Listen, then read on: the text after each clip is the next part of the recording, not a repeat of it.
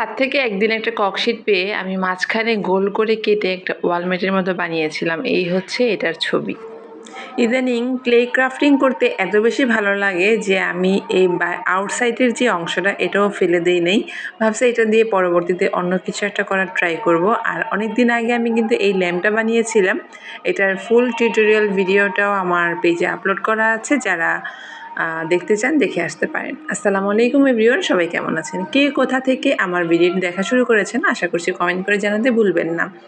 তো এখন আমি আগে থেকে কিছু ফ্লাওয়ার আর লিফ বানিয়ে রেখেছিলাম, যেটা অলরেডি শুকিয়ে গেছে। এই কাজগুলো আমি আমার সংসারের কাজের ফাঁকে ফাঁকে যখন অবসর সময় থাকে তখন আমি করে রাখি, কারণ নষ্ট তো আর হবে না। আমার ভালো লাগে আর কি ফুল পাতা এগুলো তৈরি করতে ক্লে দিয়ে। কারণ ক্লেটা এত বেশি জনপ্রিয় এখন, মানে ধরতেও ভালো লাগে। যাই হোক, তো এরকম ফুল পাতা আমি এগুলো রেডি করে রাখছিলাম। এখন আমি আঠা দিয়ে এই ককশিটের আউটসাইড বর্ডারে এখন লাগিয়ে দিচ্ছি একটা একটা করে। আর এত বেশি কালারফুল, দেখতেও কিন্তু অনেক ভালো লাগে।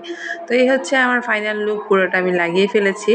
আর অন্যদিকে আমি একটা পাখি বানানোর ট্রাই করেছিলাম, জানি না কতটুকু হয়েছে। এই প্রথম আমি এরকম একটা ট্রাই করলাম। তো পাখি আর কিছু প্রজাপতিও বানানোর ট্রাই করছিলাম, প্রজাপতিটা ভেঙে গেছে। তো আর কি করা, তো আমি মাঝখানে দিয়ে আমি এই প্রজাপতিটা আছে, এটাকে আমি সুতা দিয়ে বেঁধে এরকম করে মাঝখানে মাঝখানে ঝুলিয়ে দিয়েছি। তেমন বেশি খারাপ লাগছে না, তবে ভালোও লাগছে না। যাই হোক, নিজের তৈরি জিনিস দেখতেও অন্যরকম একটা ভালো লাগে।